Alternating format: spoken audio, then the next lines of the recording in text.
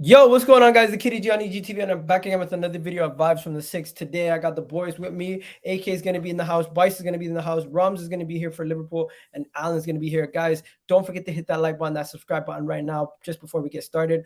As you guys already know, Chelsea got absolutely humbled by Leeds, 3-0 defeat away from home this weekend. Manchester United shocked Liverpool with a 2-1 derby win. And you know what? At times, it looked like it was going to be even more than 2-1 for Manchester United, if I'm not mistaken. Tottenham showed resilience, fight to get that 1-0 draw at the end. You know what? At times it looked like Tottenham were gonna lose that game. Wolves were on top of them, but they showed the fight, and that's what you need to do. This might be a new Tottenham, ladies and gentlemen. I hate to say it, but it might be true. Then you got Arsenal coming through, 3 games on the bounce, top of the league, playing the best football right now in the league. I think no one here can dispute it. Let's talk about it in the chat in a bit. But also, one more thing: Manchester City versus Newcastle. It was an absolute slugfest. 3-3 draw, went back and forth, back and forth. It was crazy. And on top of everything else, the transfer window is not open, not closed, ladies and gentlemen. There's still 7 more days left. Newcastle making big moves. You got West Ham making big moves. You got Liverpool not doing anything. Chelsea still making big moves. Arsenal making big moves. You got Tottenham still trying to figure out what they're going to do. So we'll wait and see. Big up Alan coming through. If you guys don't already know, Alan, shout out your channel quickly. Time added on. I think the link's in the description. If not, Gal's done me dirty because I'm a Spurs fan. Yeah, doing loads of different stuff on there. Watch alongs, review shows, talking all the latest topics. So busy, but yeah, time added on. Links in the description. Go subscribe. Boom. We got Bice back in the house, Chelsea fan. Bice, man, your heart dropped the moment I said you guys got humbled. It's a disgrace, man. It's a disgrace. But a lot of stuff to pick apart. Everybody just wasn't good, and we'll talk about it later. Still, I won't cry right now. There you go. And Rum's in the house, Liverpool fan. You know what? It doesn't go hiding. I rate that. I respect that. Never. I respect that, bro. I've seen Liverpool fans this weekend absolutely losing their shit. People saying their midfield is the worst in the league. I'm seeing people saying, we need to sell 5 players. I'm seeing people saying Reece James is better than Trent now officially. I'm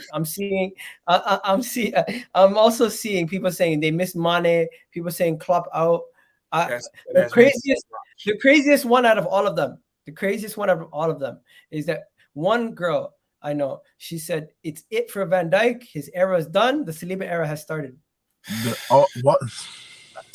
This is where it just gets a bit reactionary. He's been poor. He has been poor, but that era is not done. The aura defending is over. Giving guys light skin eyes on in the back line doesn't work anymore. I told you.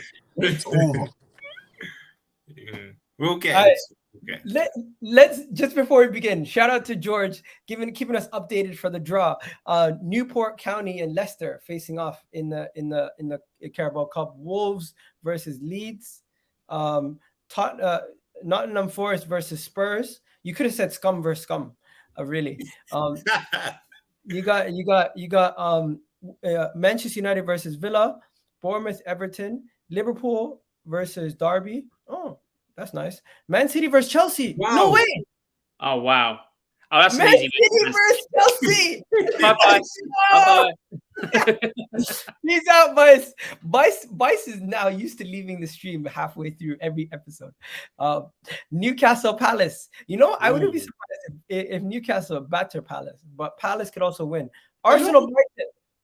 A lot of all Prem ties. Like a lot of them are Premier League ties.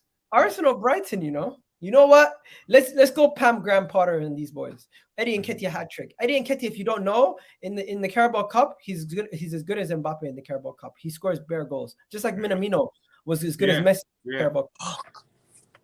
Who's your Carabao Cup guy, master? You guys all have somebody who just shows up in those cup competitions like a G. Really? For my team, we're about to fucking sell him. Hakim Ziyech, man. That guy always scores against City in the cup. Always. For fuck's sake. He's in the house, guys. He's being linked to go back, isn't he? To go back to Ajax, from what I saw. Yeah, he is. He was a flop, wasn't he? I almost said something I wasn't supposed to say, Dizzy. You know what I'm saying? Yo, what is my guy talking about? It's called high standards. Liverpool fans, they have them. We set up. Not all. What are you talking about, bro? When you guys lost the league and Champions League, people were saying it was a fantastic season. No, that's half of our families. The others with high standards was not saying that. Okay. Spurs have no one. Oh, is that true? Not in the cups, no. I'll tell you, expose Spurs and Conte. We'll see, Samuel. Samuel, I'll tell you what. Be doing a watch along for that game. Subscribe to my channel, and you can come on, and we'll see if you have the balls to show up on that. We'll see, Samuel. It's fine. You talk a lot of smack on here. We'll see. Yo, don't get on to Netweed. Netweed is a nice guy, man. He's a nice guy. Yeah. All the subscribers are nice people. But yo, let's get into the show, people. It's been a mad week. It's been a mad week. Now that we're done. Now that we're done with the EFL Cup draw. Where do we begin? Should we begin with Arsenal or should we begin with Tottenham? What do you guys think? Well, what is there less talking points about? I think the Tottenham game there is less talking points. No? We'll go for Spurs if you want. Yeah, Okay, so let's begin with Tottenham. What do we say in Alan? What do you think about the Tottenham game? What do you think about the hard-fought win? And is this a new Tottenham that we're seeing? Everyone's saying, "Oh, Tottenham of old wouldn't have won that game. You would have dropped points. This is that." Is that what everyone's saying? Or are you guys saying, "Oh, that you made that game difficult for no reason"? Well, let's be honest. Spurs won. So my friends down the bottom there don't know what it's like to win this weekend, so it's fine. It's cool. Yeah, the big 1-0 W. Hey, I've won this season, Alan. I've won this season. That's more than someone. That's more than someone. Hold on. You barely beat Everton 1-0. A win is a win, Alan. No. A win is a win. All right. Anyway. You barely beat Wolves 1-0. What are you talking about? Win's a win. So shameless. I don't care. I've always been shameless. It was a really bad first half. We went the first half without a single shot on goal. That's how bad we were. But we held it. We in the second half came out, looked different, looked better. We seem to perform better in second halves, but we need to learn to get into the habit of, starting from the off. Otherwise, bigger teams coming up will cause us a lot more problems. But 3 points in the bag, 7 out of 9. We played horrendous against Chelsea and still picked up points, which we normally do. So if you look at it last season, these games here, we would have had no points. We've got 7 from 9, so that's a plus. I think you're seeing a different team under Conte. Is it the finished article? No. But are we getting better? We will play better. Are we looking better as harder to break down, harder to beat? A bit of a rugged team. Yep, and that for me, that's a benefit to us. But Harry Kane scoring in August. He's got 2 this August. I don't know. It's Christmas. We'll take it early. Kulusevski again with a beast of a performance in that second half, tearing the defenders apart. Son going missing, not showing up so far this season. He is looking dusty. I'll admit it. For me, I'll drop him for the next game. I'd put Richarlison in there just to give him a wake-up call.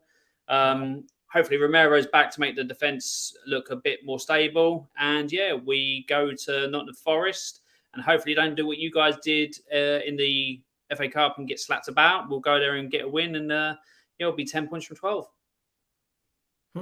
Okay. I'm just going to say this. I'm going to get it out of the way. Wolves should have got better out of that game. They don't have any finishing. They can't finish their dinner at all. They battered you guys for a majority of that game. You guys just showed that you have resilience and you did what you had to do. You got out of there with the points, and I think you were at home. Am I wrong? So we were at home, yeah. So for them to control majority of the game and you guys still get out of there with the win, Tottenham of old wouldn't have done that. I'll give you guys credit where credit's due. You got the 3 points. It's very difficult to win any game in the Premier League nowadays. Who would have thought Chelsea would have dropped points, Liverpool would have dropped points, and Man City would have dropped points? We're not talking about us right now, man. No, but I'm just giving Tottenham their credit. I'm giving Tottenham their credit. I'll repeat what Mourinho said last season or when he was a manager of us. You can have the ball all you like. We'll take the 3 points. Now, with all that being said, Wolves should have won that game. They just can't finish their dinner. That's the thing. I can already see people asking, you got dominated in the first half, Alan. Let's be honest. I was just honest. I said they dominated. What do you want me to do? Do you want me to repeat? Wolves beat us in the first half. They battered us. A gal hit the nail in the head. Spurs of old wouldn't have won that game. So that shows progression. But I agree. At the same time, Raul Jimenez, he wasn't the player he once was. Since the head injury, the devastating head injury, he's not come back the same player. They need a prolific striker. They need a 10 to 15 goal season striker. But credit to Spurs, they stuck in there, didn't concede, and they come away with the sender win. Sorry. There you go. Bice? Listen, man. I hate saying anything good about Spurs, bro. I hate those guys. I make it clear every day, clearer and clearer and Can clearer. I ask a question? I know you're both from London, but where does this intense rivalry stem from? It's not an intense rivalry. Remember, like they told me last season that Chelsea have no rivals. We're just piggybacking. Remember, we don't have any. No, but I just can't stand these guys, bro. Everyone in London hates Tottenham. I just hate them guys, bro. Everyone in London hates Chelsea. Everyone in London hates Arsenal. We're all in the same boat. No. Every West Ham have a rivalry with Tottenham. They don't have a rivalry with Arsenal. West Ham like to punch up. Chelsea originally actually have a rivalry with Tottenham and not Arsenal. You go to Arsenal. Arsenal have a North London rivalry with Tottenham. You have all three of these other London clubs hate Tottenham more than they hate the other respective I just clubs. hate them because they act all that and they aren't, bro. They act as if historically it goes back because they won their first European trophy out of the England teams and they rubbed it in everyone's faces and then everyone just pushed it back on them. There's a comment in there from C-Dub, Spurs are Chelsea son. I agree, but not this season because this season Cucurella was Romero, someone who's pulling him by his hair and get back to where you come from and all that. So yeah, you can eat that. Wait, 1 second, quickly. Is there anything else to talk about this game? Because Tottenham, that game was dead. But do Tottenham have any signings left this window? Because I thought you guys were going to do bare business. What happened to that? We've done 7. They've done 7, they go. Yeah, that's we've a lot. 7. Destiny has gone back to Udinese. He was the 7th, and then obviously you got the 6th that are with the team now. Sorting out some outgoings. There's rumours. There's some really stupid rumours about like links to Dan James. No, thank you. Alan St-Maximin. No, thank you. Adama Traore. No, thank you. The player for Inter Milan, whose name I keep butchering, so I'm going to do it. The one with the lefty, the Ukrainian, the free kicks. I wouldn't mind him because Harry Kane on free kicks is dusty as hell. I'm not having that. For me, there's talk about Maddison. For me, we need another centre back and an attack or a playmaker. And I think we've had a really good window. At the moment, I give it a 6 or 7 out of 10, but we'll see what happens. Just a 6-7. You guys have been making signings since the first day of the window. No, exactly. And I do, but like bring people in. But the only person that's actually started is Perisic, so I can't say how good it's been until they play because. Hakim Ziyech's been a flop for you. He looks like he's going back to Ajax. So on paper, it was a good signing, but he flopped. That's a low blow. That's a low blow. It's a true blow. It's true. Well, a bit of a positive. When Basuma and Richarlison came on against Chelsea, they injected some life into the Spurs team. So. Man, get out of here, man. They did. Before Basuma and Richarlison came on, Spurs looked flat. They looked dead. I think Adam would agree. The minute they came on, they looked a different team.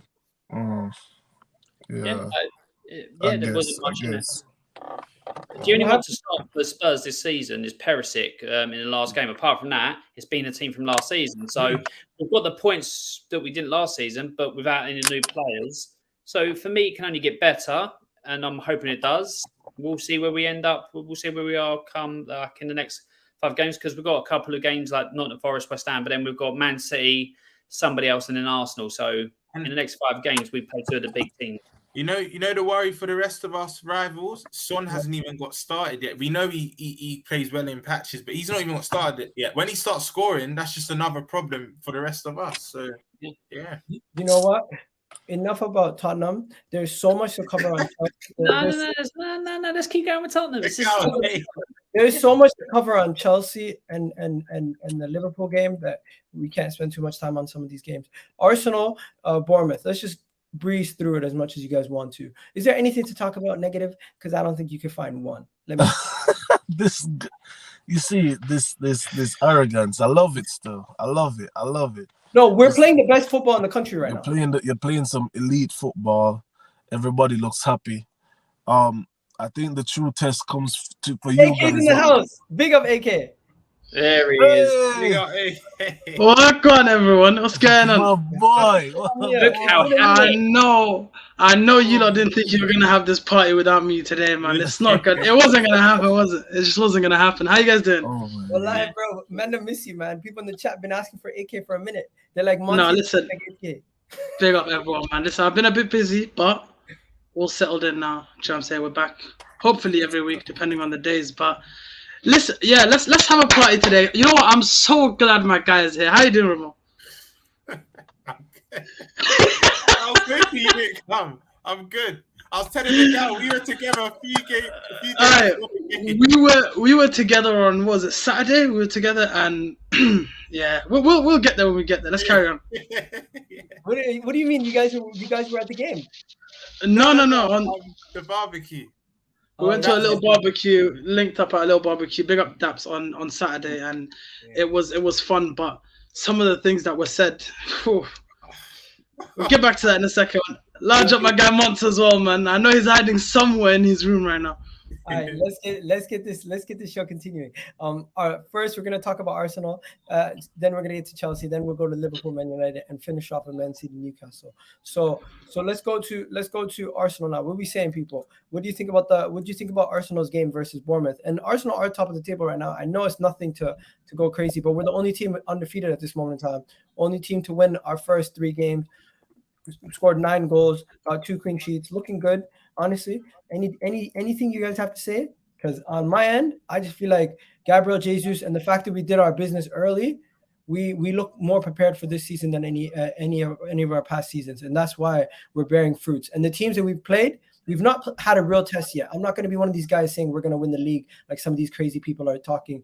I'm just saying, we need to go up until we face United, Liverpool, Man City. We haven't had a real sizable test, but if we can win the games that we can win, I'm happy, and no one's going to take it away from us, because we've seen other teams drop points in the league, and no game in the league is easy. You just can face. Listen, you know what it is? The fact is, you don't get top 4 or win leagues by just beating the top 6. Do you know what I'm saying? These teams that you should be beating, you have to beat. And Arsenal has done that comfortably so far.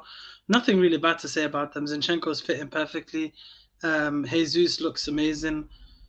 Yeah, I got no bad words on them, man. Let's just see how if they can keep this consistent. There was a word I used last season a lot on the show and on Twitter, which was the inevitable. Is there an inevitable this season? We're just gonna have to wait and see. But big up Arteta and what he's done over there, because it's been a rough ride. We all laughed at him, and now he's bearing the fruits of all his hard work. So as an impartial Spurs fan talking about Arsenal, what I will say, so winning first 3 games means nothing. Spurs found out last season. We were the only undefeated team, and then obviously the season went to pot. It's true, the season went to pot. We still got top 4 though, so that's fine. Speaking about beating the smaller teams to obviously, get yourself in contention. Arsenal were doing that, but then fell apart at the end of the season. So for me, you still got that to come when it comes to the crunch. Can Arteta and your young team get over the line? We'll wait and see. Based on how you're playing now, I will openly admit you are playing the best football in the country. Jesus looks a different player so far. I think he's got more freedom to play than when he played for Man City. Obviously, he's just got to keep scoring, because you saw when he played well for Man City, he had little drop-offs that he didn't then fire again. And obviously, that's what led to him coming out of the team. Saliba looks different class at the back. I think he solidified your defence massively compared to what it was before he got there. And then obviously, your midfield looks decent and loads of problems. But for me, the only thing I will say is I think you're still one key injury away, from a problem that you haven't addressed yet. Yeah. If you have a good season and none of your best players or in crucial parts that haven't got back up, specifically Partey as well, Alan, not just any player. Yeah, exactly. He plays such an important role. Yeah, it will be. Then you're looking for a good season, in for a better season than I gave you credit for. I still think Spurs will finish above you, because I still think you've got that Conte situation that will get us above you. If I'm proven wrong, then I'll come on here and openly admit I was wrong. Hopefully we're not done with our transfer business, but I do agree. There's certain areas There's certain areas that we aren't going to be able to solve regardless. Just to keep it short and sweet, you, Alan, and AK basically covered most things. I was going to say it anyway, but one thing no one did mention, I'm still just interested to see that Thursday, Sunday. I'm interested. Once Europa League kicks in, because I'm just the interested to manager see did how Arsenal complain do it. quite a lot about one game a week and having to play cup games. It's crazy. I'm not saying. Remember, interesting. Remember, next month Arsenal have the most fixtures that I think anyone's ever had in this league for a long time. They're playing 6 Premier League games or 5 Premier League games, and then 3 Europa League games on top of that, plus a cup game. You're looking at an 11 game month, and when you're chopping and changing every 3-4 days, that's when you know what I'm saying, when you have a day rest and then the next day training and you're playing football the day after, or sometimes even 2 days and then you're playing straight after, that's when we're going to get to see what the squad really is and how deep it really goes. Wallahi, I'm not concerned about the Europa League games. I'm more worried about the Premier League games and how many players from our first team actually play in those Europa League games. Because if you guys are talking about rotation, this is not the Champions League. If this was the Champions League and we had to play our full strength team in the Champions League and in the Premier League, then I'll be more concerned. But the fact that it's the Europa League and we can play at El Neni, we can play at Eddie Nketiah, we can play Emil Smith-Rowe, who's not a starter anymore. We can play Fabio Vieira, who we haven't seen enough of yet, but still have integrated maybe 4 or 5 first team players. That is I'm okay with that. That's what I was going to say. The Europa League, I think it comes into effect the deeper you go into the tournament, because I think the group stage, unless you get a really bad group, which I don't know if Arsenal can, where you're seeded, you probably should get an easier draw in a group stage, which I think you can play your less players. I don't think you'd have to rotate as much, but all it still takes is that one injury, and you may have to change what you don't want to this early. But there was a comment from Mr. Bungle: Spurs finish above Arsenal, you having a bubble bath, geezer. I must have been having a bubble bath the last 6 seasons, because that's how many times it's happened. So it's a very long bubble bath for me. You're welcome. That is one long bubble bath. It's so good. Got my rubber ducky and everything. Make sure the water change. You change the water, man. Okay, so guys, I'm just gonna wrap it up here. But can I ask you guys one question? For a Chelsea legend, got absolutely violated by Arsenal fans for saying Arsenal is not playing the best football in the league right now. Do you guys disagree? Arsenal is playing the best football in the league right now. Yeah, I still think City is playing the best football, man. Okay, fair. Okay, but that's no slate. That's no slate on Arsenal, by the way. Like for me to be even debating the fact that you're playing football as good as City should be a compliment. But what City would do on that football pitch is still, in my.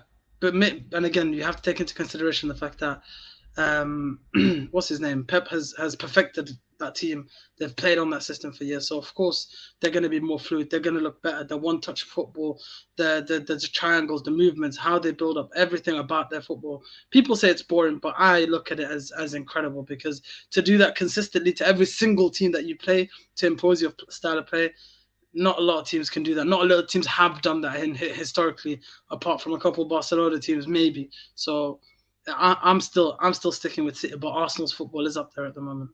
Okay, moving on. Shout out to the people in the comment section saying Arsenal are underperforming. What? I'm so confused.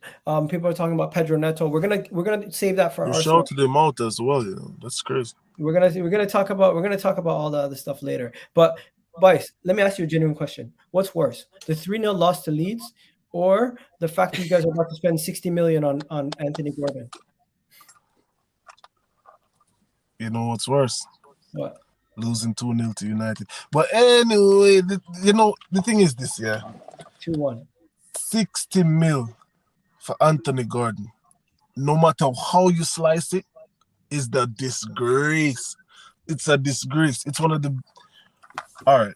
So, remember when we were going in for Jules Koundé, we offered 50 plus 5. And Sevilla wanted 60 up front. We didn't have that 60 for Jules Koundé, but you tell me we can find it for Anthony Gordon.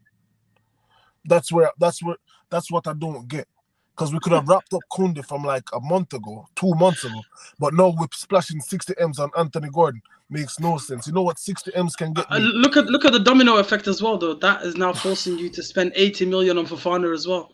Exactly, it makes no sense. And Not guys, even just on that, top bro. of that- Not even that. On top of that, I don't know if you agree. Callum Hudson-Odoi for me is still better than Yeah, Anthony Gordon, I think he's better. and he's on his He's way better to than Anthony Leverkusen. Gordon. It Bro, don't make sense. all right. If you want a young upcoming English winger, right, who presses, excellent dribbler, not excellent, but very good dribbler, and can take his man on one-on-one. We have one named Harvey Vale, who just went to the was it under 20 World Cup or something? Yeah. For England, he just captained that. He captained. So it's He not was like in the we don't team of have the tournament as well. Yeah, it's not like he's some bum, bro. Like, why was splashing? Everybody spams this one clip of him pressing the entire Leeds back line and winning the ball back and it leading to a goal, bro. I'm tired, bro. You know what someone told me today? Tuchel's going to use him wing back. He's not going to use him wing back. Stop lying to yourself. He's going to slap him right in that front three. Right up there, bro. 60 M's. We could have gotten Jules Koundé for that money. We could have gotten Milinkovic-Savic when Lazio valued him at 50.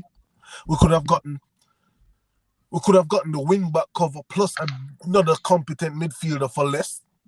It's 60 M's on Anthony Gordon, bro. And there's a player there. I don't want to knock his game, but that's worse than losing to Leeds. That's worse than losing to Leeds. Guys, that's not bad business. 60 million on two players, Anthony and Gordon. Business, They're man. Two different players, aren't they? Stop it. It's bad business, bro. So can we? Is it okay if we finally start to question Thomas Tuchel then? Because all summer we've heard he's got the keys to the kingdom and he's gonna do what he wants. And I'm looking at the players that he's got. Okay, well done. He's so far, in my opinion, he's picked the right players in terms of quality. But you look at the ones that he's been linked to consistently. You got what? You have the guy from Manchester City, that centre back. What's his name again? Nathan Ake. You have Harry Maguire. You have now you have Anthony Gordon for 60 million, Aubameyang for 20 million. Like all of this, it's starting to add up. Where I'm looking at him and I'm thinking, if you actually have the keys and you're identifying these players as people that you want in your team, I'm gonna have to start looking at you a little bit funny, because these players aren't, especially. I mean, yeah, you can tell me Gordon is a young player, bring him in, but 60 M's. What has the guy like? What have you seen in him for him to be worth 60 million? That's a lot of money, lads. 60 M's. You know, one person told me, AK, he progresses the ball more than any Chelsea player. If you want someone to progress the ball, I'm more than Chelsea players. I'm sure you could look at 19 other teams in this league and you would find a player in there that does it more than the Chelsea team, because they don't do it. Apart from Kovacic, the rest of them really aren't. Bro. Really aren't. I'm saying they're not on it like that. Let's be real, man. So I'm looking at Tuchel. I already said before the season started. To justify Anthony Gordon right now, it's pissing me off. I'm not justifying it. I'm just saying if it's going to what people told me. I'm saying we need to start looking at Thomas Tuchel, because he's been given a leeway because of that Champions League, and it's starting to be ridiculous at this point. How much longer can we let him go without saying anything? That's all I'm saying. Maybe it won't be today, but somewhere in the future, I will come on here with my notepad as I do, and we will have a conversation about Thomas Tuchel. You know, it's even a misprofile of players. Ruben Loftus-Cheek. It's not misprofiling. Stop it. Stop it. It's not misprofiling. Reece is your best attacker, and you're playing him in the back three. Bro, okay. May I ask you a question? When was the best football you see Loftus-Cheek play? At Crystal Palace, playing where? Yeah. In the 8. On the wing. Stop. He never played in the 8 at Crystal Palace. He played on the wing. So what we're doing? I saw Loftus-Cheek playing the 8 a few times for Paris. He probably was a season-long loan, and you're giving me a few times. He was predominantly a winger when he was there. Yeah, that is true. Thank you. So we're not going to revisit. We can't add context to history, bro. It happened. We saw it. The thing with it is this. So, Bice, let me ask you this, Bice. What's next? Let's be real. You've had a substandard start to the season. You lose 3-0 to Leeds, and you now in the final days of the transfer window are looking to bring in Aubameyang and Anthony Gordon for a combined 80 million fee, and maybe get Fofana over the line for another 80 million. So that's 160 million in the last 10 days that you're looking to spend. What is next? You know what's next? I need, I'm not even gonna sing that because it might get copyrighted. Yes. I'm not even gonna do it. But the next thing is, guys just gonna have to start having uncomfortable conversations, bro.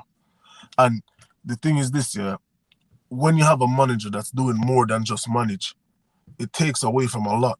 Then we're talking about Anthony Gordon. I don't care if Thomas Tuchel wants it. People are saying, oh, you want to keep the manager happy. You want to keep the manager happy. 1 no and 5 yeses doesn't make a manager want to go through the door. Nobody can tell me that 1 no out of 5 yeses. You got Kalidou Koulibaly, Mark Cucurella, Raheem Sterling. If Anthony Gordon is the no that lets him walk through the door, I'm sorry, he's not that elite. But you don't have that person there to say no. Tell me something. Let me show you guys something. It gets worse, Bice. It gets worse. This is your next couple of matches before the World Cup break. You got Manchester United. You got the group stages. Game week 5. The match day game week. Then you got the group stages again in the Champions League, Brighton in between, Arsenal, Man City, Newcastle. You got yourself a tough road in October to November. Listen, you're going to see a lot of reactionary fans. You're going to see Tuchel out trending at least 3 times over the next month. I saw it trending today. Yeah. See, bro, I'm telling these guys are my view is. By the way, that is serious. By the way, and this is not a joke. I'm not trolling. If they do not get Wesley Fofana, they will make an attempt to sign the Manchester United captain. And you know what I say to that? Half price, 50 million, and take him, lads. No, bro, but the thing is, United don't want to sell him. Apparently, they will. They will. No, AK. The United That's board. a myth. The United board will the sell. The board might not Newcastle. want to. They will sell to Leicester, but they do not want to sell to Chelsea in the case that it backfires and he performs well in the back 3. How does it backfire? If he works well in your back 3. No, but he's been good in the back 3. He's been shit. Stop it. AK. He's been amazing in the back 3. Bro, he's shit, bro. Stop it. Yeah, Harry Maguire is an incredible centre back in a back 3. One of the finest in the game. I mean, if you look at how he plays out from the back, you can't dress it up. He's shit. He's shit. Stop it. Okay. Enough about all the other stuff. We haven't even. Can we big up Leeds as well, because we're just here bashing Chelsea. Just before we get big up Leeds, we have to mention the fact that Leeds were at home. Obviously, they did what they did, but Chelsea traveled all the way there. And Thomas Tuchel, after they lost, a player got a red card. They conceded 3 goals. First thing he mentions is that he has to take the bus home from Leeds. He's taking a page out of Klopp's book because Klopp says the pitch was dry. Klopp will tell you that the pitch was dry. That's why they did it. My man's not thinking about the football on the pitch. He's thinking about how I'm going to get home after the game. What the fuck? Bro, listen. Would you want to speak on your squad after that? And then that game, he holds like 40% of the blame for that game, by the way. He holds 40%. You know why? Why? Tell me why. He let a soccer manager outclass. Not even just being outclassed. We're down in a game, and you put on Hakim Ziyech and Christian Pulisic and take off a midfielder and the defender. We were playing a 4-1-5 at one point. There's one guy in the midfield just trying to hoof balls up the field. Then you look at the subs. You know what? Even worse about him playing Hakim Ziyech. 3 hours later, news broke. Hakim Ziyech is in Amsterdam negotiating his return to Ajax. So he didn't even go back to London after the game. He flew straight to Amsterdam. Because he represents himself. He said, I'm not catching the bus, bro. Man took a flight to Dam. He took a private, and he flies private as well. He doesn't fly commercial or no. He flies private everywhere he goes. Bro, you know what? Move on. So you're saying Chelsea's effed? We're not fucked. We're not. We can be. All it takes. We're rushing Kovacic back. If he goes down in the next 2 games, God help us. Because we're looking at Loftus-Cheek again. We're looking at Conor Gallagher playing full time. We're looking at Georgina starting almost every game. I can't hear you. Wait, what happened to Conor Gallagher? Like, seriously, he wrong with him. He looks like a shell of himself. No, He looked uncomfortable. Because I'll be real with you. As a man who watches McTominay and Fred week in, week out for the last couple of years, he was almost that level of shook when he got the ball, bro. Man was shivering when he got the ball on the 10, bro, and it was because it's different. You realize we killed Jorginho all the while. You don't realize in that squad, in that midfield, him and Kovacic are the only guys who can receive the ball through the lines from defense. Have you ever clocked it? The thing that's happened with Conor Gallagher is Panenka gate during the I'm sick, bro. Where he screwed that penalty massively. Ever since then, I'm about to listen. Yeah, I have this. Yeah, this is it. Doom and gloom. The side of Chelsea fans, doom and gloom. That's what we call them. They gave me a contract, 5 years, 350K a week plus bonuses to be negative. I have that contract sitting in my DMs right now, already waiting to accept, bro, because I'm tired of this positive. We're letting Callum Hudson-Odoi join Leverkusen on loan to sign. What a move for him as well, by the way. That young attack. That's an elite move. But are you gonna deflect from Koulibaly getting a red card? Your team not being prepared. Bro, I can't deflect from anything, bro. Like, if this doesn't wake us up, don't look at Kulu too much, man. It just happened in the moment. That's not, bro. That's one of them ones that I'm not even going to clock it. The next game we don't really need him. Let's see what happens. Kukurea left centre back, Chilwell left wing back. Let's see what happens, man. I'm just worried about this, and this is what I'm worried about. If we pay £30 million for Pierre-Emerick Aubameyang, and if we pay £60 million for Anthony fucking Gordon, and then the window closes, and that's all our business, I promise you, when the going gets tough, we'll see what Chelsea's made of, and then I reserve my words for the manager after, because now he's the one picking all of these youths. I'm tired, bro. We've only created one big chance for Raheem Sterling in 3 games. One. He's missed 6 chances in the Premier League this season. That's 2 a game. You know what? I wouldn't call Aubameyang Judas. Let him do his thing. If he wants to go to Chelsea, I think Chelsea lack creativity from the center. They have creativity from the wing backs, but like you guys create chances, but the quality of your chances, are they really that good for Aubameyang to come in and actually fire? Yeah. Anyway. Bro, we just drew City in the cup. I'm sick. Oh yeah, the Carabao Cup drew. I'm sick. Who did United get, by the way? Can anyone know in the comments? United got Villa. Got Villa. Old Trafford. Welcome, Gerard. Anyways, talking about Liverpool, let's get straight into Liverpool. By the way, did you guys know Kevin De Bruyne got 1 assist away from surpassing Steven Gerrard now in that game with that pass to Bernardo Silva? I mean, I'll be real with you. If Steven Gerrard played with competent attackers instead of Peter Crouch and Demande, he would have way more assists. So don't look too much into that one either. Yeah, you know what? You're right. Those stats are somewhat skewed. But let's get into it. By the way, what am I doing? Wait 1 second. What am I doing? What am I doing? I had a chance to slander Gerrard and I let it go. AK, 1 second. You did the right thing. But before we move on, I just want to let you know, out of everybody here on the stream, I was one of the only people who actually gave Manchester United a chance. I said Liverpool are so poor. You're better than me, bro, because I didn't give him a chance. Ask Rum. I was the only person. I said there was a United fan on the stream, and I remember saying to him, Liverpool are looking shaky. They have injury. You actually did.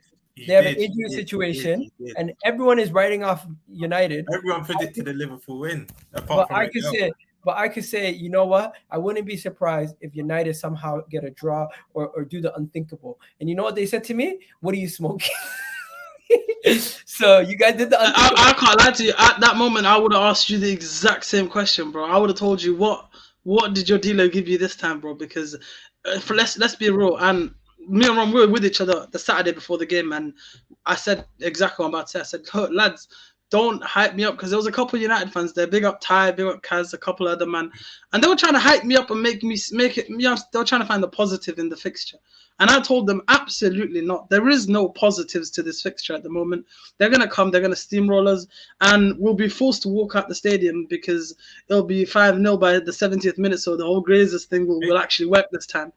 But AK's exact words were, it's going to kill me writing a report on my own team that's just lost. That was AK's exact words.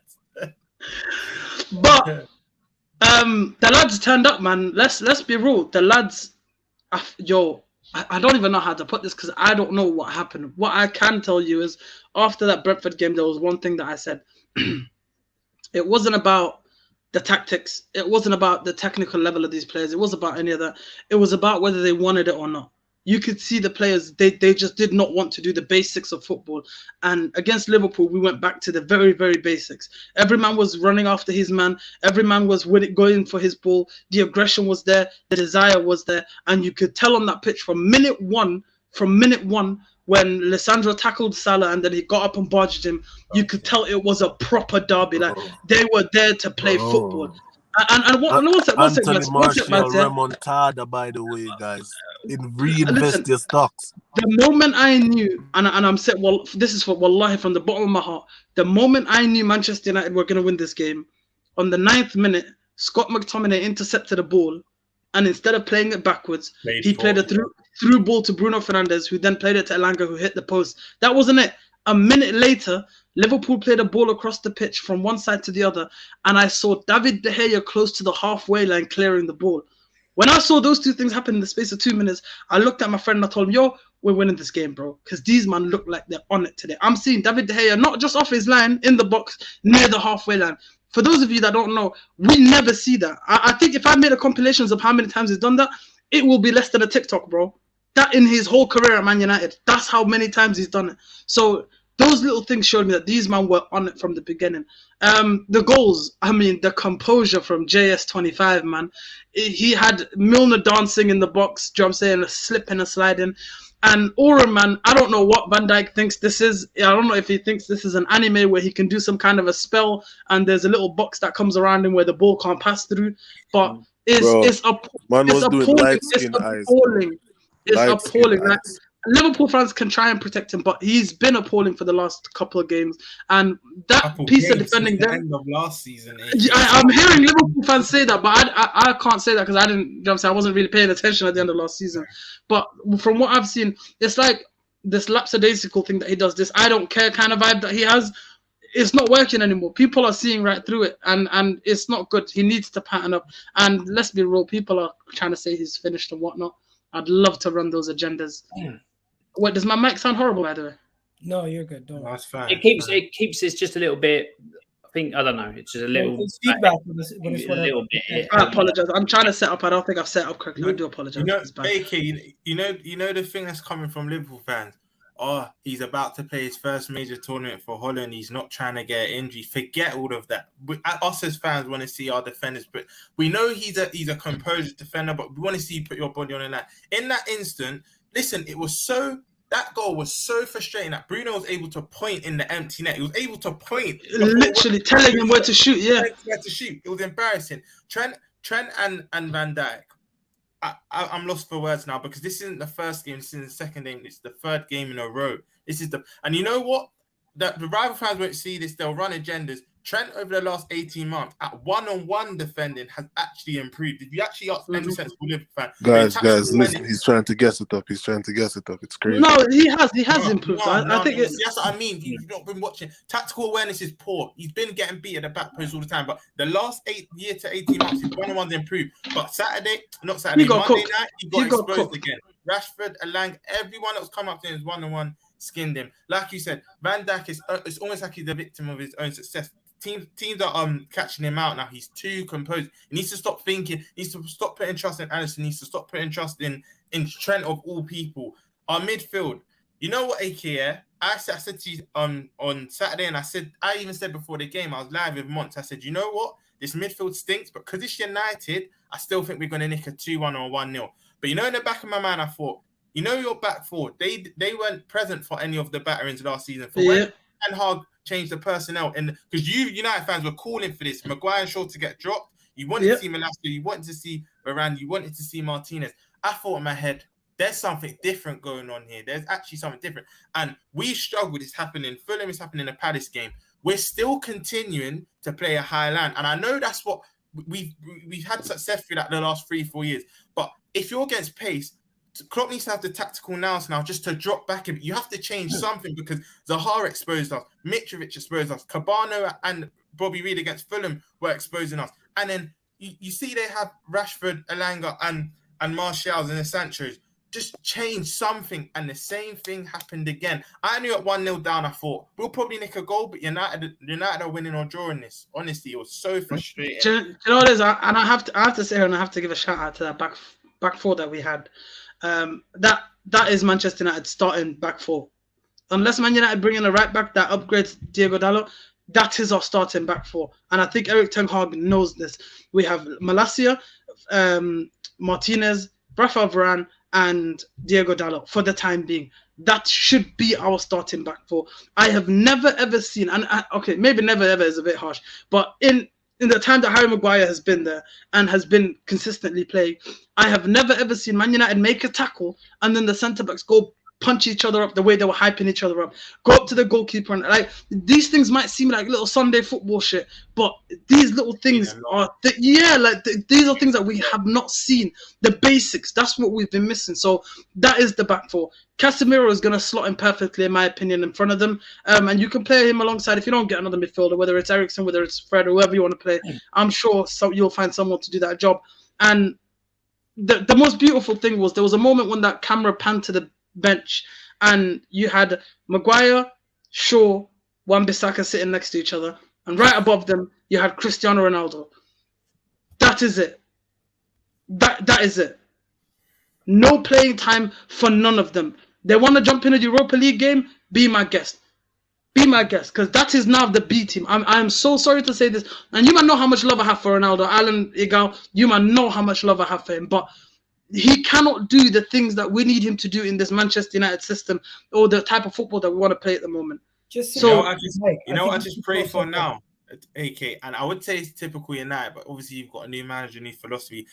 I just pray now you go and draw or lose that game to Southampton, because this win now, and it will be a rocky road. I'm telling you now. People think I'm more looking forward to playing against these low blocks, because that is our problem. I feel like anytime we play against teams that are more open and play football, we will play better under Ole Gunnar Solskjaer. That is the vibe. That was a Solskjaer performance, bro, where we played against a team. Yeah. When we played against a team that is open and playing football, and we absolutely ran them ragged on the counter attack with the pace. I can't wait. I want to see what they do. I want to see what they do when they play against a low block, a team that sit all the way up, down. It might not be Southampton, because I don't even think Southampton play that much of a low block, in my opinion.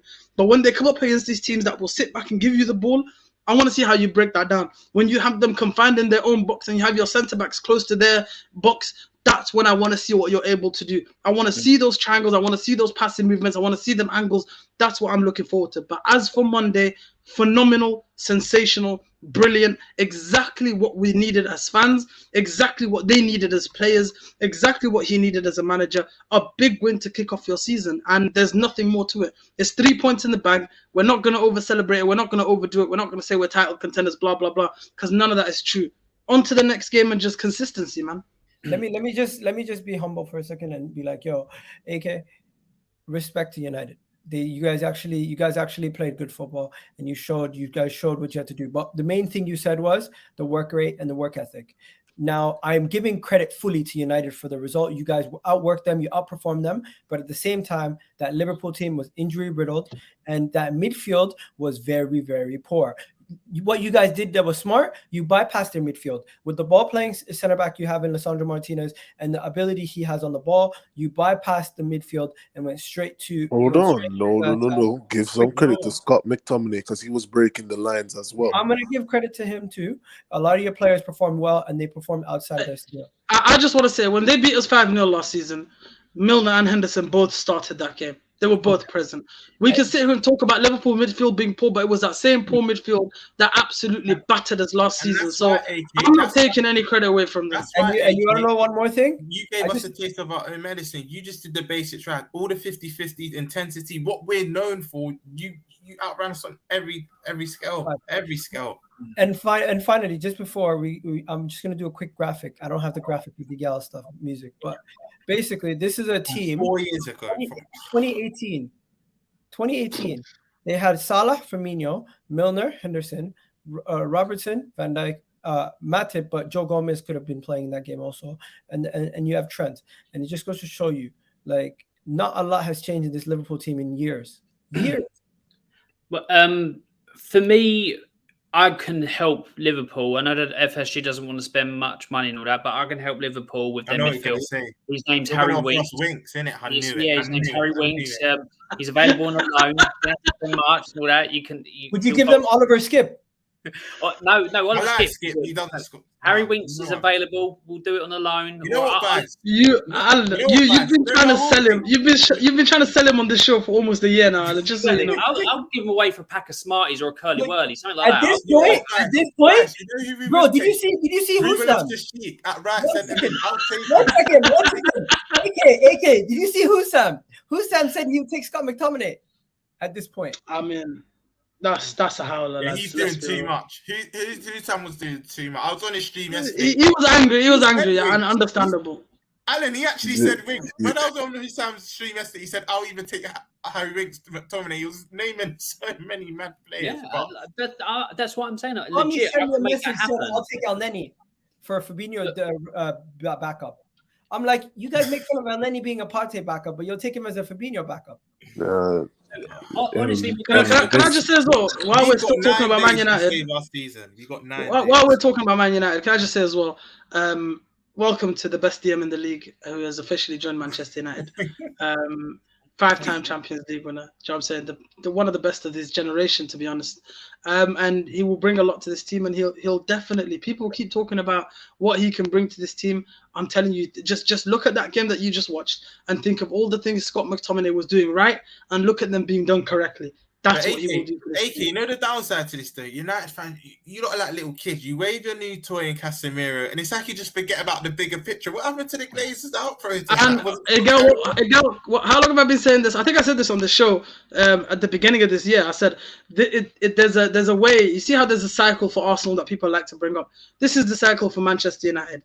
You complain, you get something, you forget about it. Shit starts to go wrong. You complain, you get something, and you forget about it. The reason why I've never, ever endorsed or taken part in a Glazers out thingy is because it's not serious. The people running them are not serious. The people who are in charge of it are not serious. The people who are spreading this message aren't serious. They can come on YouTube and look at the camera and scream all they want. I couldn't care. That is not enough, because the same man that have been screaming Glazers out, oh, let's do a protest, let's do this, let's do that, were the same ones that were chasing Casimiro instead of waving the Glazers out flag, chasing Casimiro and asking him for his autograph. This is why, and it's legit something that happens consistently. I'll give you a few examples. The Super League thing came about. Everyone was upset. Everyone was angry. What did they do? They gave us Ed Woodward. They said Ed Woodward has been sacked, but he's not going anywhere until the end of the year. Man United fans said, okay, that's one part of the virus gone. They're going to the transfer window. They don't sign anyone at the beginning. United fans start to complain about a DM, blah, blah, blah. What did they do? They bring in the greatest player that's ever played for your football club. Not a single... That day in Newcastle, that day against Newcastle at Old Trafford, I was there. Not a single person was talking about Glazers out, because the greatest of all time was walking out onto the stadium. And then they've done this over and over again. After that loss to Watford, they gave us Ole Gunnar Solskjaer's head. After the end of the season, last season, and not getting top 4, and United fans being angry about the football being played, they threw Ragnick under the bus. It will always be, they will give you something to make you happy on the short term, so you forget about them. And when shit goes wrong, they'll do. And this is why I think Man United is going to spend money before the end of this transfer window. I think they will bring in at least a good 2-3 more players, and they will splash the cash, because right now they're under the most pressure they've ever been, and not just from fans.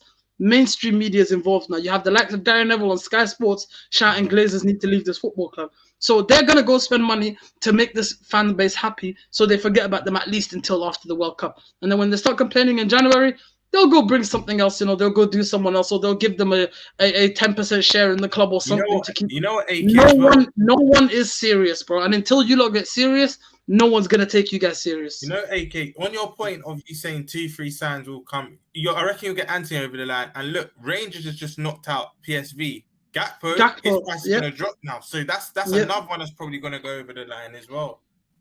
I think they will get rid. And also, I don't know how serious this one is, but they've been looking at what's the goalkeeper's name? Kevin Trapp, I think. I saw the Bravka links today as well. Yeah, so there is a few out there that they want to bring in. So I think a goalkeeper, Anthony and Gakpo, and if they still want to spend money after that, then maybe a right back. But that's a big ask, to be honest. So, right. Okay. The money, no one wants your goddamn players, bro. You will take them and like them. The money you're looking to spend on Anthony don't make sense, bro. Let's be real. Listen, as I said this a billion times, Manchester United is the biggest club in the country, one of the biggest clubs in the world. They make a stupid amount of money on a yearly basis. So who am I to now tell them how to spend their money, bro? You want to spend 70, 80, 90 million on him? Go for it. You want to pay him 500k a week? Go for it. Because I'll buy that shirt and I'll do my part. But they'll have the money. I've never been worried about the money, because when you're a club of our size, are you going to also complain about wages? Because I don't know if you listen. No, I don't listen. I don't bring out my calculator when I look at transfers. What I look at is, what does he bring to my football club? What does he do for me on that pitch that would be helpful? People are going to talk about the wage. People are going to talk about all of this stuff. People are going to talk about all of that stuff. And when things go wrong, if things go wrong, we can sit here and say, why the hell did you spend 80 million on a player that can't do this or that? And I'll be happy to accept that, because that comes with my club. Do you know what I'm saying? That's always been coming with my club from them times back in the day when we were signing Veron and them, man, and they weren't doing what they were supposed to do. We've been getting this, so it comes with the territory. So I'm absolutely fine with it. Whatever they want to spend, they can spend. If it goes wrong, we'll hold the smoke for it. Okay. I think you answered a lot, bro. And finally, last but not least, we're gonna go on to the Man City game, guys. But before we go on, anybody have anything to say on the Manchester-Liverpool game? How Liverpool's are so criminal in the fact that you've got supposedly the two best wing backs, and Alexander-Arnold, and you're whipping balls in, and you've got Lord Farquaad in the back, and you're not using that, and using Firmino to try and jump above him is beyond me. Absolutely criminal by Liverpool. You've only got yourself to blame. Seriously, listen, it was a joke. If you look at the graphic, Firmino was just in front of Gomez and Dijk the majority of the game. Because of our inability to create, Firmino's dropping. He drops deep anyway, but he's dropping even deeper. Elliott and Milner, I couldn't tell you what they did. Work hard, yes, but you know how embarrassing it was? Milner was our most advanced midfielder. He was actually getting into good positions, but his body wouldn't allow him to do what he wanted to do. I think Harvey was good as well. People are shitting on Harvey. No. Let me tell you the problem with Harvey. Yeah, he's young, so there's context. He's young. He can get better. But the thing with Harvey, he does the basics right. He never really plays that penetrating ball. But at the same time, Klopp has to take some blame, because when you're creative 8 or 10 coming to Liverpool, Klopp will nullify your qualities. Hold on. I can't let these man get away with this, because man is telling me that the best player in the world, Ballon d'Or, top right winger. Remember, AK last season they told us he could play make, he could drop deep and create, and he's playing outside the foot passes and all of this. So I need to see that when your team is not doing something well, you drop back in as the best player and you help them create something. He was the best out of the crowd. Come on. I disagree. I'd say what do you mean of that game? I'd say Diaz was our best player. He's the only one that was actually looked a slight threat. Carvalho when he came You're right. Sorry, I gave Salah too much. Carvalho, by the way, congratulations. Carvalho is going to be absolutely Coutinho region right there. Coutinho region right there, man. I saw him step between 3 of our players on the wing, and then he stopped and then literally just slid past all of them and put in a cross, bro. His movement is incredible. I think as a footballer, he's really good. Klopp doesn't turn him into a workhorse like he's done with the rest. For me, we need a system change. If we could play 4-2-3-1 with 2 8s and a 10, you'll get the best out of the Elliots, the Cavallo. Where are you gonna find 2 8s? I think Cavallo is going to be a backup. And that's the question. I think Cavallo is going to be a backup, in my opinion. Just looking at. For now, he will. I think when Klopp realized how much plays we don't have that create and are not direct, I think eventually he'll start games. Whenever that may be, maybe after the World Cup, maybe in the new year. But Cavalier needs to start. He needs to start. Do you think he's going to start right away? No, but one thing I will say, I do think he starts on Saturday against Bournemouth. He has to. He has to. Okay. All right, can I say big up Maguire and Malassi as well, man. I didn't give him a single shout out, and I can't go with that because I don't know if you lot saw it. His girlfriend tweeted something which was appalling after the game. It shouldn't happen to any footballer, to be honest.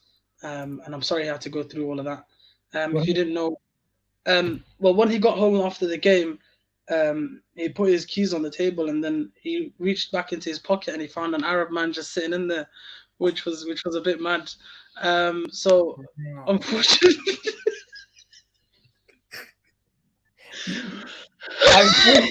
I've heard you say this already once, but the second time just sounds even more mad. Oh my god.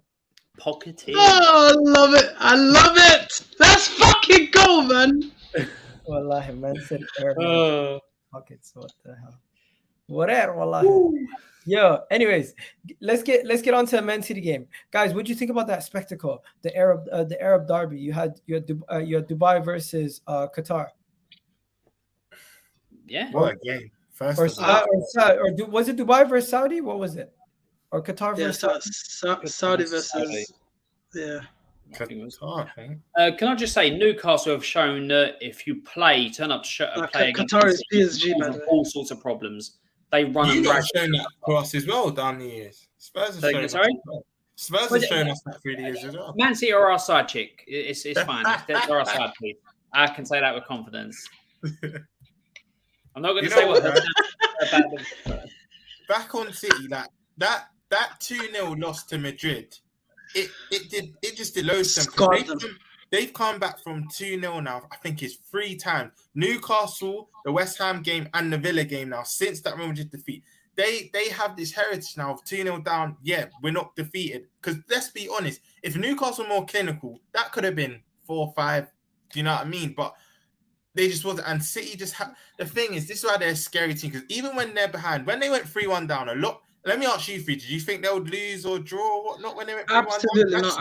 I think I even tweeted out and I said, yo, people who are saying this game is over, you are in for a treat. But at the same time, obviously, I'm on loan at Newcastle at the moment as well. So I was a bit excited and I tweeted. One of my teams knows how to win. Yeah, they were minimum getting a draw. They were minimum. I want to ask Alan one question. I was gonna go there. No, let me do this one. I was coming. I have a question for Alan. Alan, how did you think your good friend, Alan St. Maximin performed? Well, as he has the same name as me, he's always quality. Yeah. So I'll say this about that performance. It was a standout performance. It was a brilliant performance. He absolutely destroyed Kyle Walker. I've got no qualms in saying that. What I do have qualms like in saying what other people do is when people hold him to as high level as it is. If I see that performance like 10 times out of 20, then yeah. But the thing is with Alan St. Maximin, he can pull that performance out once every 8-9 games. If he does it on a consistent basis, then I'll agree with you guys where you guys say he should be. But at the moment, he doesn't do it regularly. There's loads of ability there. You can see by when he performs to the way he does. But this is why I say people who just go solely on eye test are ruining the game because they'll see that one performance and say, Alan St. Maximin's world class. They won't take into account 8 or 9 other performances where he's been way below par. But as a one-off, it was magnificent. It was a magnificent. Don't you have a player a bit like that though as well? We've had plenty of players like that before. Spurs. We've had plenty of players. I'll say the same about all of them. I'll say the same about all of them. I don't care. Listen, the level that I'm putting St. Maximin right now on, I think him and Diaz are exactly at the same level. Him and Luis Diaz, there's nothing that separates them. Right now I can agree with that because Luis Diaz's end product is not it at the moment. It's not it at all. That is my thing. Until Luis Diaz shows me that he's capable of consistently putting that ball in the back of the net or even providing that final pass when he's in those positions, he does almost the same thing St. Maximin does. He will cook you on that wing, whoever it is that's up against him, but then there will be nothing to follow after that. But he's always a threat. And it's the same thing with St. Maximin. Like when Luis Diaz got the ball against us, I always thought there's something that could happen. He provides that little bit of like you look at it and think there's something that could come from this. And St. Maximin is the same thing. When he gets the ball, you think, okay, this might be that one time when it does end up in the back of the net. So that's the level where I think he's on. And I think both of them, their end product is what let them down. If they improve on that, then I said this. I think I even tweeted this out. I said, if St. Maximin had consistent end product, he would be the best player we've ever seen. He'd be the greatest footballer to ever touch this planet. Yeah. I mean, with Alan St. Maximin is linked with Spurs, but I'll say exactly the same as I have. I don't want him. Wait, hey, I'll take him. I wouldn't. I don't want him. Like I didn't want Adama Traore. Like I don't want Dan James. All of them have good ability. Dan James, let's go. I know. All of them have got ability at some point, but their end product is awful. Their consistency is awful. And for me, I want better at my club. You know. So for me, I wouldn't say. Do you remember the first show of the year that we did, lads? When I sat here with a straight face, and I wasn't joking at all. And I said, if Dan James played in a better system, he could be as good as Mo Salah. And you guys all laughed at me. Well, I'd like to let you guys know that Antonio Conte sees the picture. He sees the image. He sees what I see, and he's willing to bring him to the big times. You shut your mouth, AK. Let me just say this. Dan James 2026 back to Man United. It's still happening. There's no Man City guy here. I'm sorry to Man City fans, but I'm going to get on to your boys right now. Ederson doesn't make saves. The guy literally doesn't make saves. They hold on to possession majority of the time, and when it's time for him to make a save, he doesn't make saves. Phil Foden, you are an absolute disgrace. You have 2 open chances to just square the ball to Haaland. Why are you putting yourself under pressure? You cost them that first half.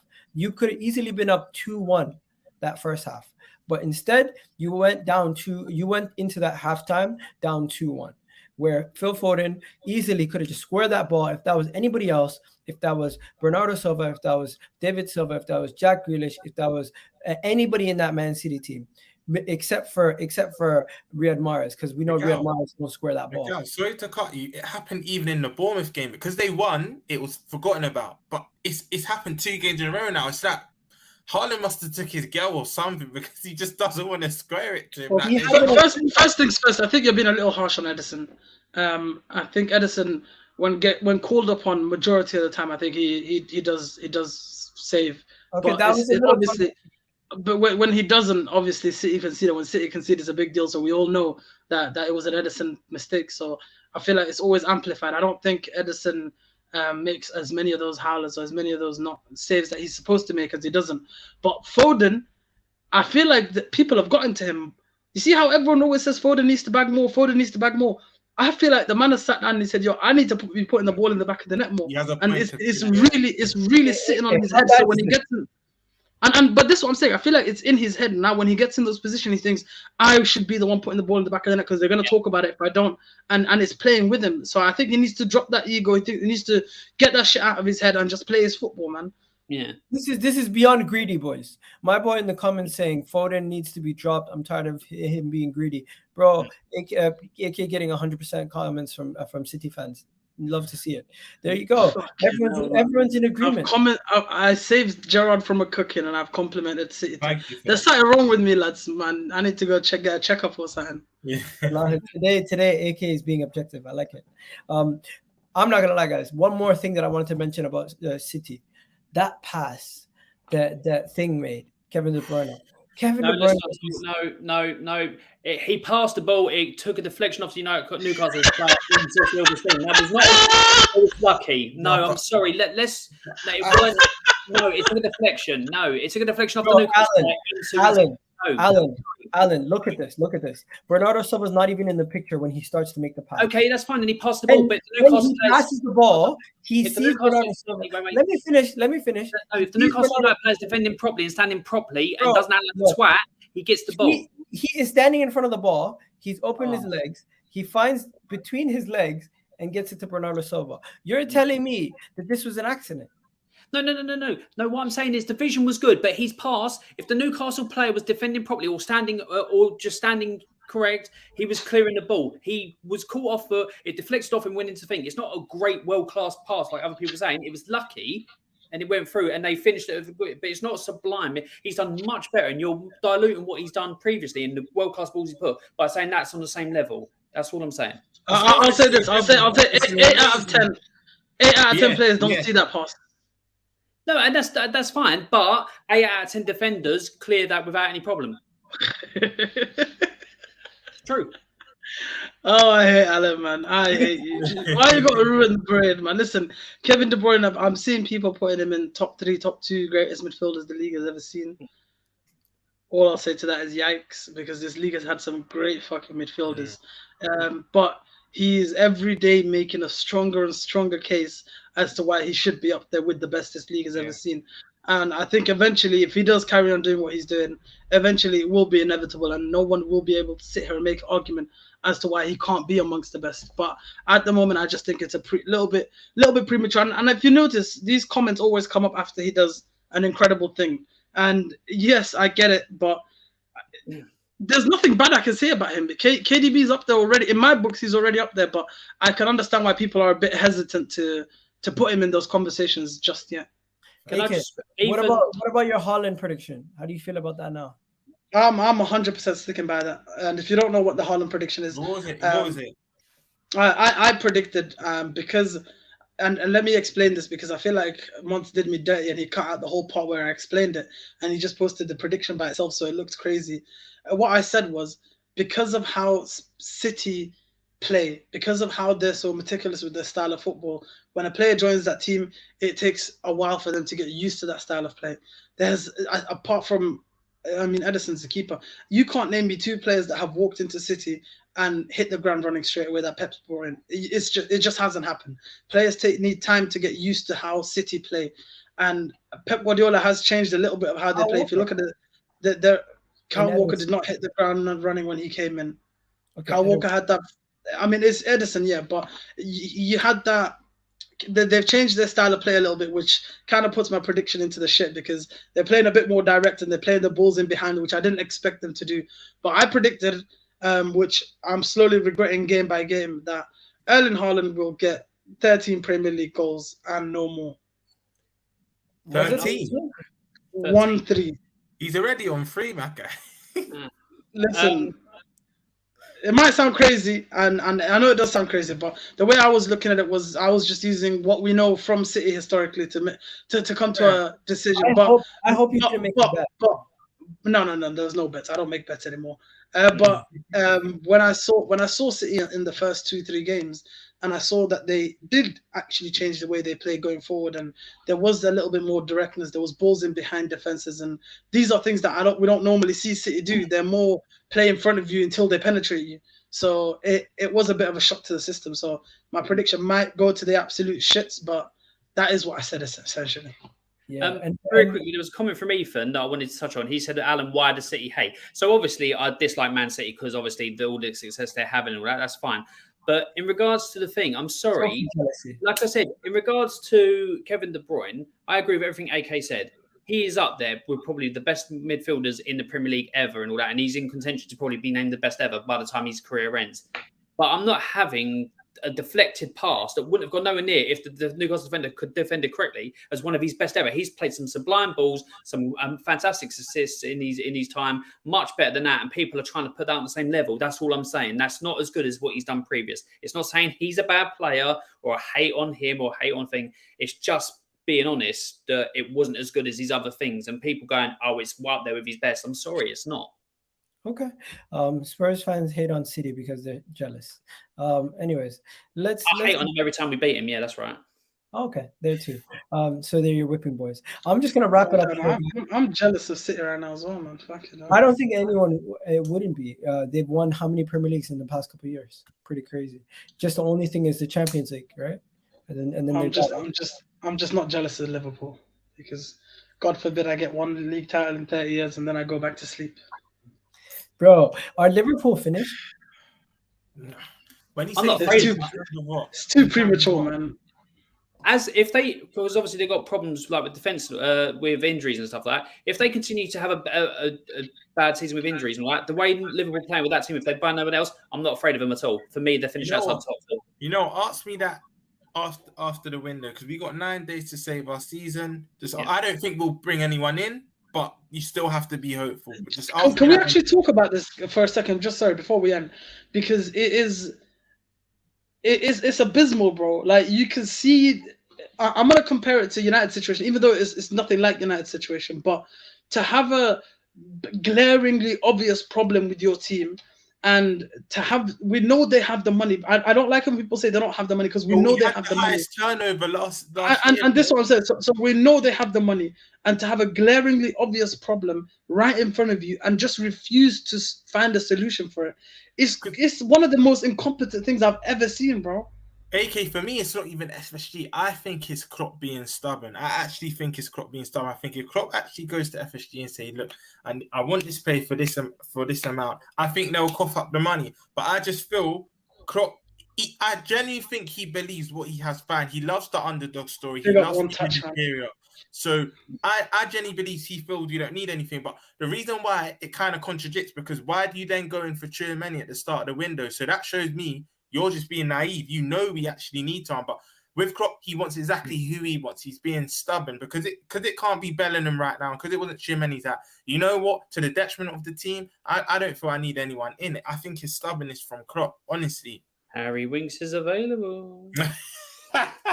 Stop mentioning his name. Stop mentioning and Scott McTominay is officially on the market as well. So just think about that. Tielemans is sitting there. I said no at the start of the window, but Tielemans is now there. I'm hearing it for as low as 16 million.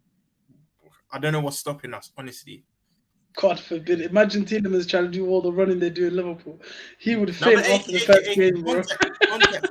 Context to that now. 5 subs. I feel like it's not as mad as people say. It's because I was screaming that as well. But 60 minutes, make his cheeks go red, then hook him up. Rom, Elneny's available as well. You got options. Winks, McTominay, Elneny.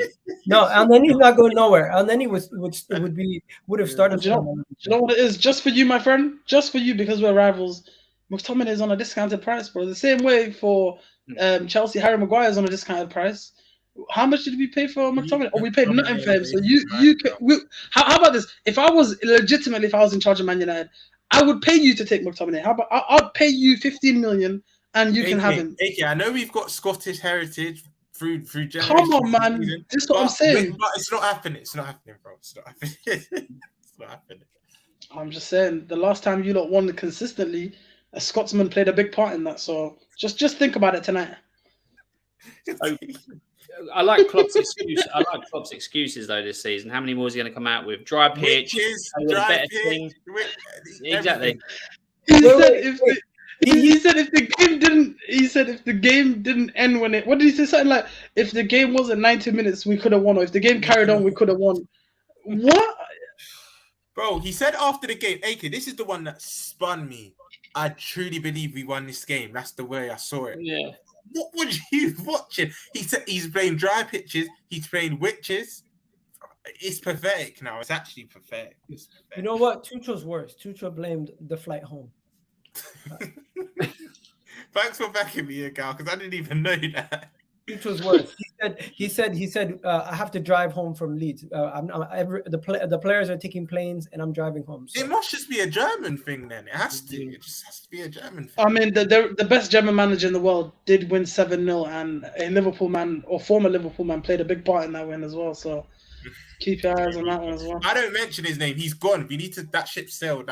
Thank you for your services. He's balling out, bro. I watched him. Rooms. On my life, he's balling out over there, man. I've watched all 3 of Ian's games, bro. It's heartbreaking. It's heartbreaking. Sadio, man, he's hit the ground. What's with Liverpool fans saying that they don't miss Sadio Mane? Whoever says they don't miss him needs their head tested. Whoever says they don't miss him needs their head tested. Obviously, I try not to mention him because he's not coming back. There's no point speaking about something that's not here anymore. It's the same way. It's the same way that Alan said that he didn't miss Dele Alli after he left, but deep down he was heartbroken. So not at all. Not at all. He's on his way to Besiktas. Oh, his career is gone. Listen, thank you guys for joining us. Yeah, you gotta take it away, man. I was gonna do the outro, but. Nah, big up everyone. You already know what it is, the Kitty Johnny GTV. Thank you, Rom, AK, Alan. You already know what it is. Thank you, everyone, for watching. Big up Vice, big up Mojo, big up Daps, big up all the mandem. Big up all the Shout out my guy Monts each and every time, Johnson. Yeah. And big up Monty. He's been covering the United lot for the last couple of weeks. Big up Monty as well, man. Yeah. Shout out to all the other regulars that come on the channel. Shout out all the viewers as well, man. You lot show me nothing but love every time, each and every time, man. Even when I wasn't here, I was getting messages literally after every episode asking me where you are. I mean, I always knew I was the best panelist on the show, but you lot have made it very clear by Johnson all the love you've shown me. So big up you guys as well, man. And don't miss. I'm a Spurs fan. Don't miss Sunday's show when you guys win again, right? Anyways, I'm gonna catch you guys. Be here. Peace out, If we lose, I'm busy. All right, peace, bro.